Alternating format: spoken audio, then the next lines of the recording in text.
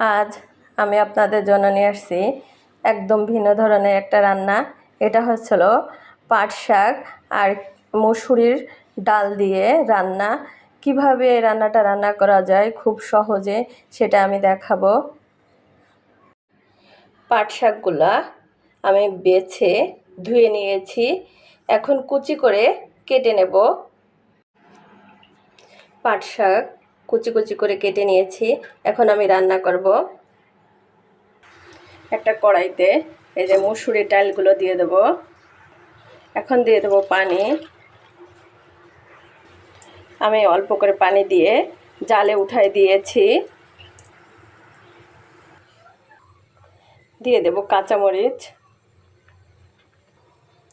পেঁয়াজ কুচি, রসুন কুচি,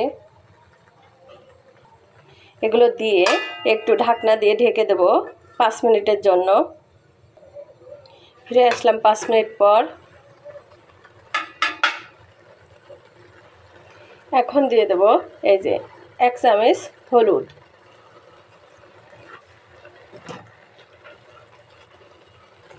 এখন দিয়ে দেব পাট শাক কুচি, দিয়ে দেব 1 চামচ লবণ। এখন ঢেকে দেব 2 মিনিটের জন্য।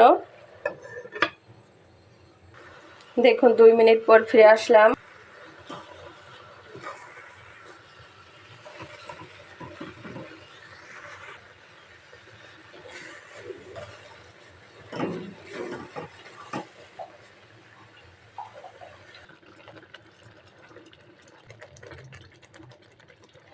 পাট শাক আর ডাউল এই যে সিদ্ধ হয়ে গিয়েছে, এখন আমি নামিয়ে রাখবো। একটা কড়াই আমি ভালো করে ধুয়ে নিয়েছি, তার ভিতর দিয়ে দেবো পেঁয়াজ, রসুন, এখন দিয়ে দেবো তেল। এইগুলা আমি ব্রাউন কালার করে ভেজে নেব।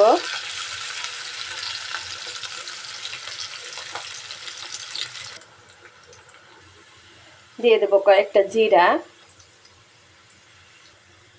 এখন দিয়ে দেবো পাট শাক আর ডাউল।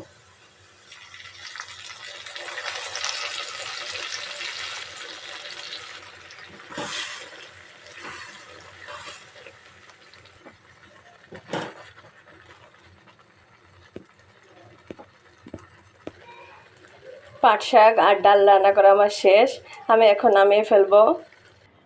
দেখুন আমার পাট শাক আর ডাউল রান্না করা শেষ। কি সহজে এবং খুবই টেস্টি এই ডাউল আর পাট শাক। আপনারা এভাবে রান্না করে খান। কত সহজেই আমি রান্না করে ফেলেছি এই রান্নাটা। আর আমার ভিডিওটা দেখবেন, আমার চ্যানেলটা সাবস্ক্রাইব করবেন। আজকের মতো শেষ। আল্লাহ হাফেজ।